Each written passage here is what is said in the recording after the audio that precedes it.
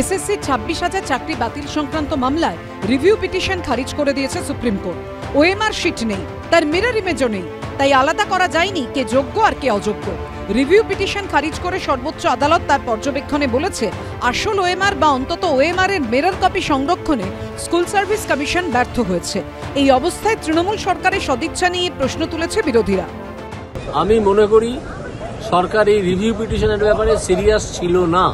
Supreme কোর্টের কাছে তুলে ধরা উচিত ছিল, যারা সঠিকভাবে চাকরি পেয়েছে তাদেরকে ছেড়ে দাও। যদি সুপ্রিম কোর্টকে বোঝানো যেত যোগ্য অযোগ্যের তালিকা দিয়ে, আমার ধারণা সুপ্রিম কোর্ট এইটুকু মানবিক যে তারা এটা দেখত। সরকারের অপরাধের জন্য যোগ্য শিক্ষকরা আজকে বঞ্চিত। স্কুল শিক্ষা 12টা বেজে গেল, শিক্ষা ধ্বংস হচ্ছে। পশ্চিমবাংলায় পরের প্রজন্মকে শিক্ষা তার ব্যবস্থা থেকে সরিয়ে রেখে কার্যত সংকটে ধ্বংস করার ব্যবস্থা করছে। এ দায় রাজ্য সরকার।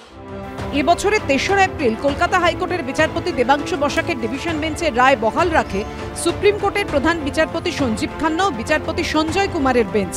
ফলে শিক্ষক ও অশিক্ষক কর্মী মিলিয়ে চাকরি খোয়ান 25,752 জন। এর ঠিক 4 দিনের মাথায় চাকরিহারাদের আশ্বস্ত করেছিলেন মমতা বন্দ্যোপাধ্যায়। যোগ্য প্রার্থীদের কারো চাকরি কেড়ে নিতে দেব না, ইট ইজ মাই কমিটমেন্ট। যারা যোগ্য তাদের চাকরি নিশ্চিন্ত করার দায়িত্ব সরকারের। আমাদের plan A ready, B ready, C ready, D ready and E ready. Supreme Court review petition খারিজ করে দেওয়ায় সেই প্রসঙ্গ টেনে খোঁচা দিয়েছেন অধীর চৌধুরী।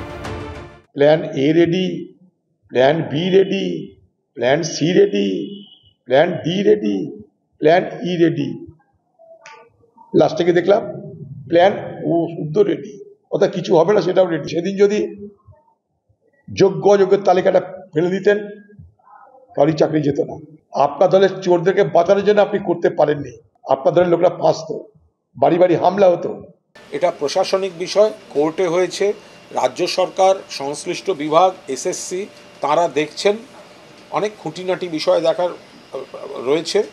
মানবিকভাবেই এই জটটা খোলার চেষ্টা হয়েছে, কিন্তু তারপর যেহেতু হাইকোর্ট এই সুপ্রিম কোর্টের রায় রয়েছে এই বিষয়ে, আমি এখান থেকে রাজনৈতিক মঞ্চ থেকে এই মুহূর্তে কোনো বক্তব্য রাখি।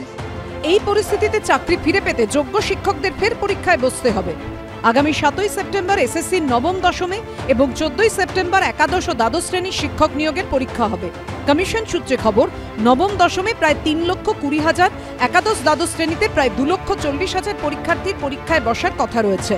বিজেন্দ্র সিংহ, আশাবুল হোসেন ও রাজীব চৌধুরীর রিপোর্ট, এবিপি আনন্দ।